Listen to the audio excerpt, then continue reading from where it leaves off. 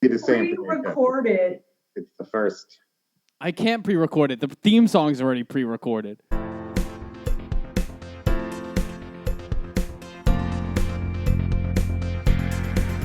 are friends from Craigslist. Woo! Ooh, that was fire! Yeah. I am so freaking exhausted because I told you guys about the streaming app, and I just before this, since we pushed it back a little bit, I did a whole session for 45 minutes, and I am so fucking out of shape musically. I'm like massaging my vocal cords after that. It's fucking nuts. Anyway. That's good. That's good. Right? I'm like, it's like I got to get back into the gym musically. Anyway, welcome back to the podcast. This is episode 4. Holy shit. Episode 4.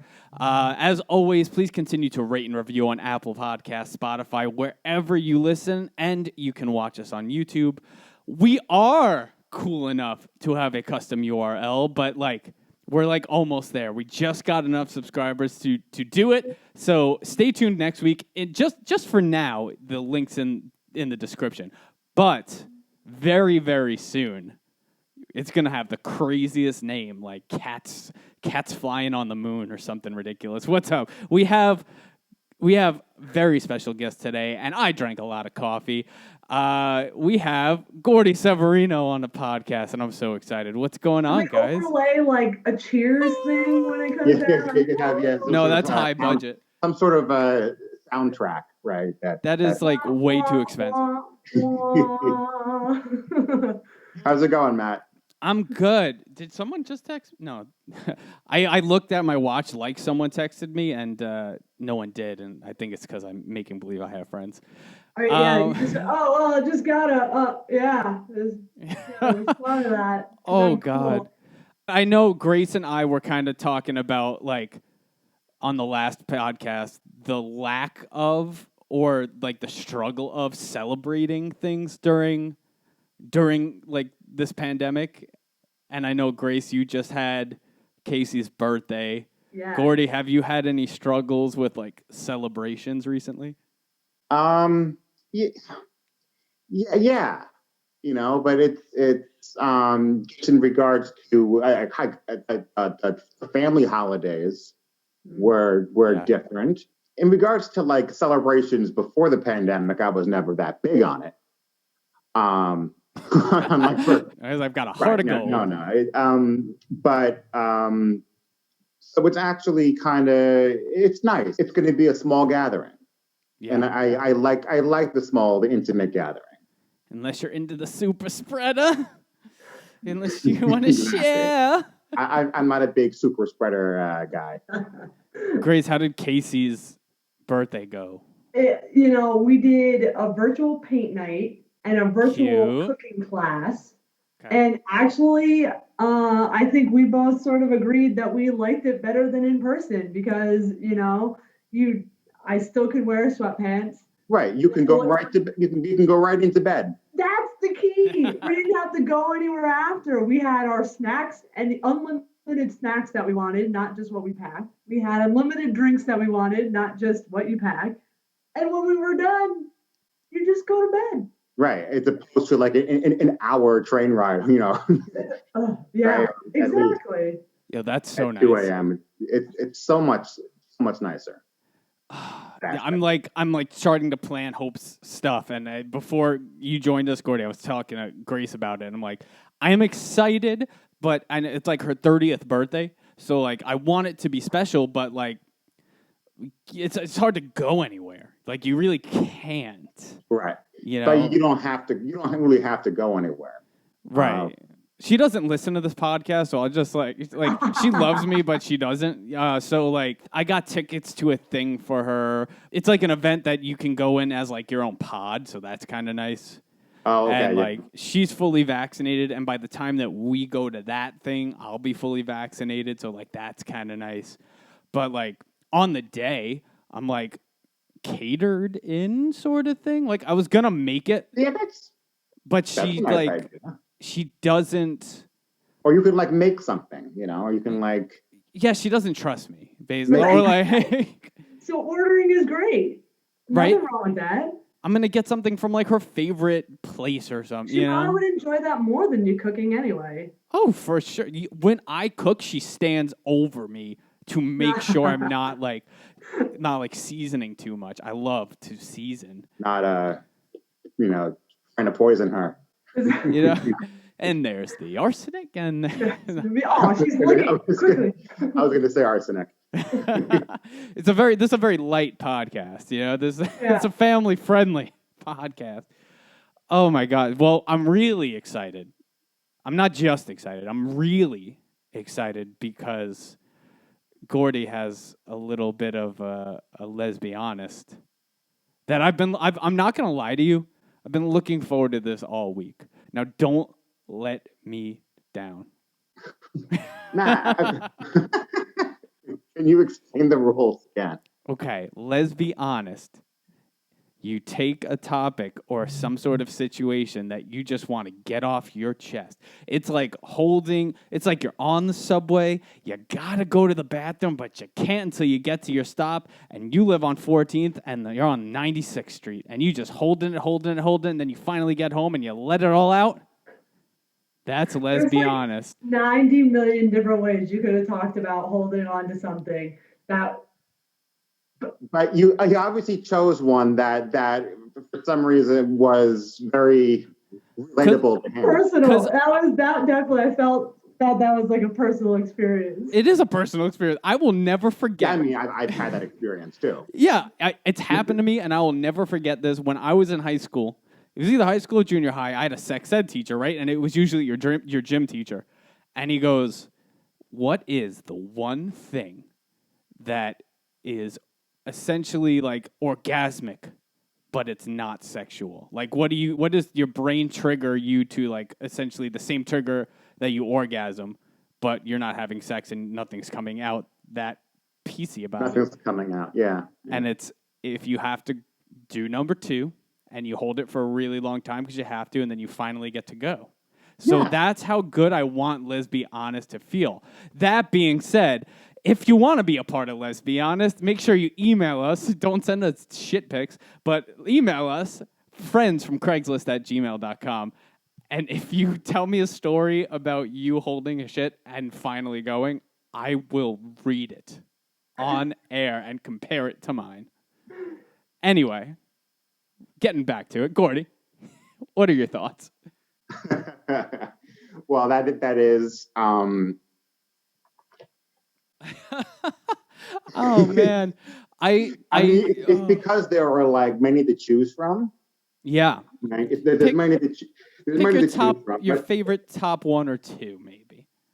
And it could be anything. It could be like for me, I hate when there's a group of people in front of me that are obviously tourists, like hogging the whole block, and I'm behind them and I'm stuck behind them, and it drives me nuts. Or and that's happened to me. Like a certain instance, something that really, really grinds your gears. Can it be self-criticism? Sure. Okay. Well, let's get real. Let's hate yourselves. Yeah, if we're gonna get real. I mean, if it's something that bothers me all the time and drives me nuts, it's going to be some sort of self-criticism. Yeah, let's start the self-hatred. No, I mean, I get constantly annoyed that I am at my inability to do really simple, everyday things like tying my shoes and like tucking in a shirt or fixing a collar or whatever that is, or whatever all those fine motor skills are. I have been incapable throughout the entirety of my life of doing it successfully. Now, is that upon first try or upon second try, some of them never successfully. I'm not. Is it? Well, no. Okay. Is it like because I choose to be a little special, or is it because there's it's actually a struggle? Like I have ADD 100%. It's a struggle. It's I can't. I need help to God forbid I try to hang up a decoration, right? But yeah. No, I understand. But that is a very simple thing that just drives me nuts. I understand. I've got ADD I've for never days. really mentioned, I haven't really talked about it in a while. Oh, wait. So, like, this is like the Tamron Hall show for you. Like, you're coming clean. No, Like, this is like things people don't know. All right, cool. Like, no, people know it, but people who know me know I can't tie my shoe. We'll do this like Dr. Phil. Listen, Well, Gordon. Didn't Nike just come out with that shoe that like laces itself up when you step in it and it's all like super futuristic? Or was that not real? And I saw it somewhere. That sounds really cool. I thought it was like their new thing. Well, now they have that shoe slip-in one. I don't know if you've seen that. Wait, like the Back to the Future one? Or like there's one now. They have shoe horns. I mean, who uses shoe horns? Who uses a shoe? That you can step on the back of the heel and it like opens the shoe up so you can slide your foot just super like easy out and step in. I like that. So it's smart and simple. It is. It's so you're not like bending down trying to get your foot in. You step on the heel, it like kind of folds it in half a little bit so you can just slide your foot out and step in it. Like it's pretty crazy. Well, first of all, crazy how companies come up with stuff to try and help with those simple things, whether you need it or not. Because like I hate tying my shoes, even if I can tie my shoes. Like that's like I leave them tied and slide my shoes. Oh yeah, so do I. Right. There's no point to wasting my time. So, but it's also a little bit like it took them till 2021 to figure some of these things out to make it easier. Like, I think they have the cure for cancer. What's that? I think they have the cure for cancer, but they're not. In Nike or in life? Both. But they're just not telling us because they want population control. So that's why they haven't. It's not working. Right. So COVID. That's why that they hold out on these self-tying shoes because they just want to wait until the money's good. Just get people fat and lazy. Wait for the quarantine. I think the money's good now. Yeah. I mean, God forbid I do the same thing. I'll keep my shoe tied and I slip it in, whatever. But, God forbid I'm out and about and my shoe comes untied. It's like the worst thing ever because I'll like find a way to tie it, but then I don't do it. I don't do it well at all. Then it comes untied again and again and again and again. And it could be a nightmare of an afternoon. Let me ask you both. Are you guys, if your shoe comes untied outside, are you Nope, I stick the laces in the side of it. I don't. I have, but I'm always like, I find I don't want my socks getting all shoelacy and.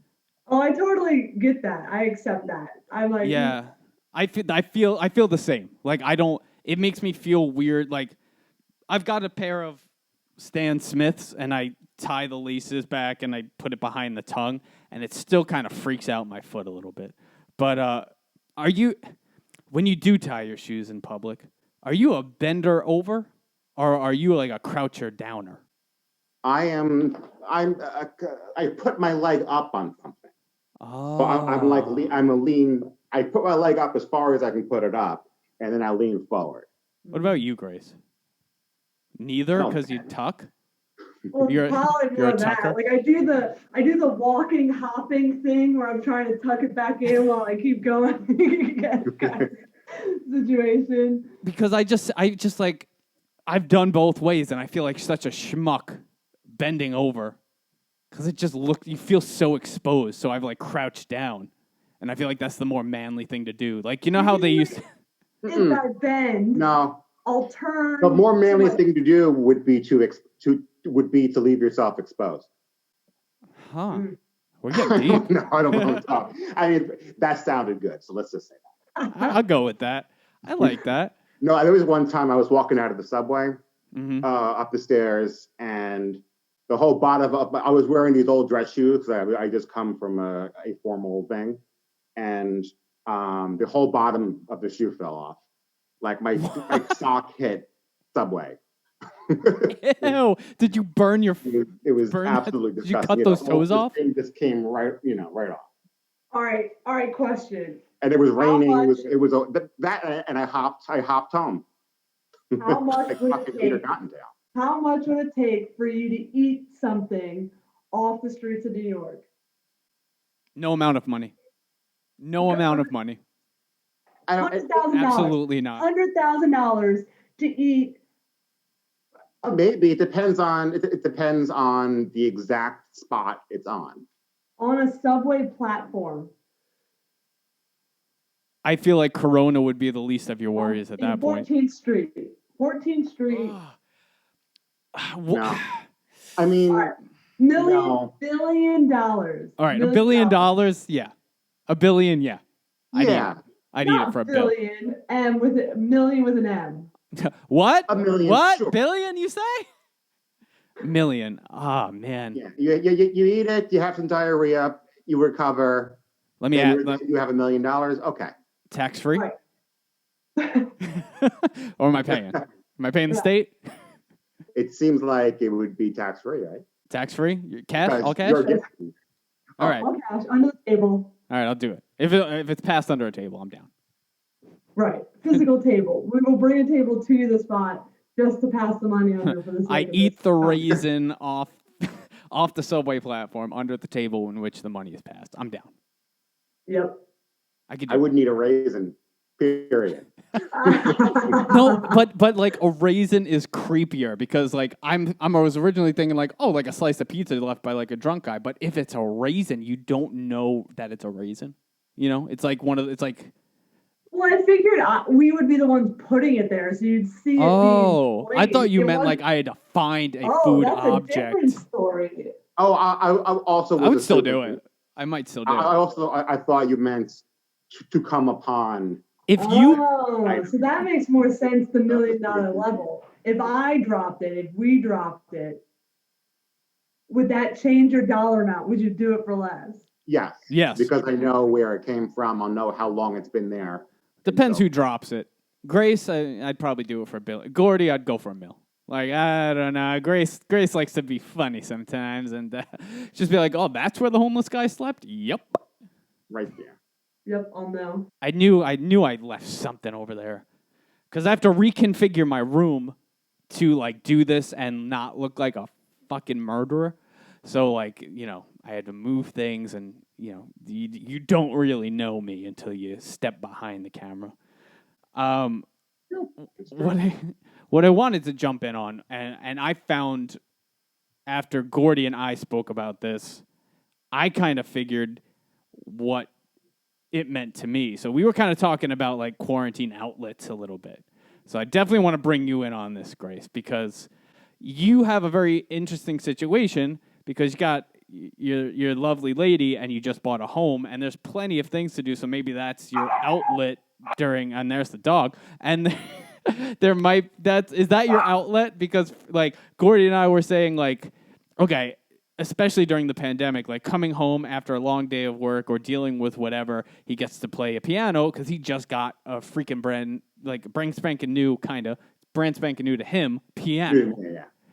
Yeah. So I wanted to get your take on, do you have like an outlet to like deal with all the crap going outside?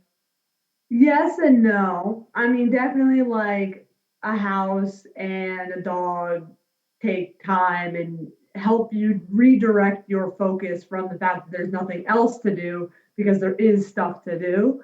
But I definitely like find myself being extremely lazy on being proactive to find something to do to like I lean into the quarantine, I think, a lot instead of being like this virtual paint night. Like we could do that anytime. This is the first time I've decided to proactively find it to do something, to have something to do, even though it's always been there.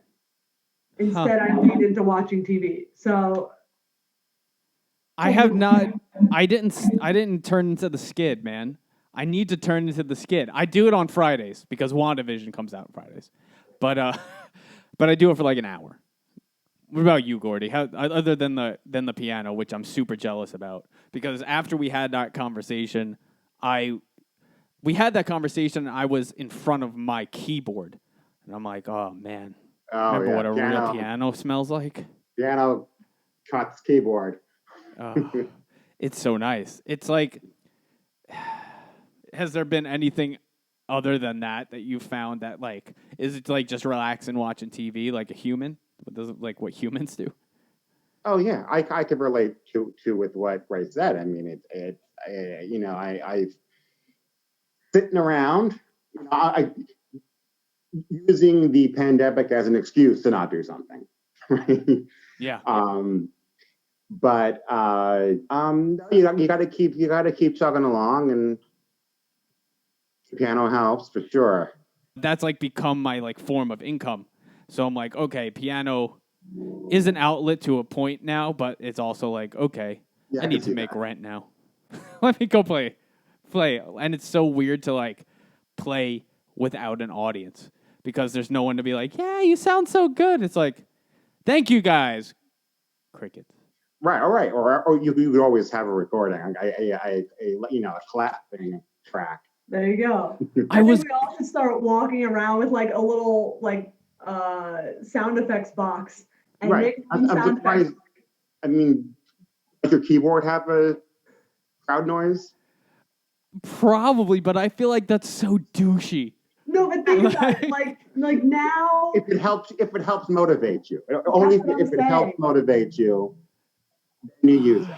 Think of how much more often you would ride your Peloton if afterwards you get like your little sound effect that like whistled at you, and you could just be like, or you cooked and they clapped. How glorious would it feel if you could have your own extra motivation soundtracks? Yeah. I'm not going to lie. That sounds great. Right. It could change your life. I mean, before you know it, you'll be bending right over to tie your shoes in the middle of Times Square. With your own clap right behind it. Yep. Oh my God. The only sound effect that I thought of having in real life recently was like the boom, boom, boom, boom, because I felt so fat in the beginning of this quarantine. I love that soundtrack. It's hypo. I would refer to that track as hypo. I like that. All right, so we don't have much more time. This is a tight cast. A tight podcast. That's how we say it. I think that we need to have something to look forward to. So next time, for things that they don't tell you, I think we should go full on because I think we've all experienced this and still experience this. Things they don't tell you next week about living with roommates. Oh man, they don't. Oh, they don't tell you about the times they leave their tooth on the kitchen table.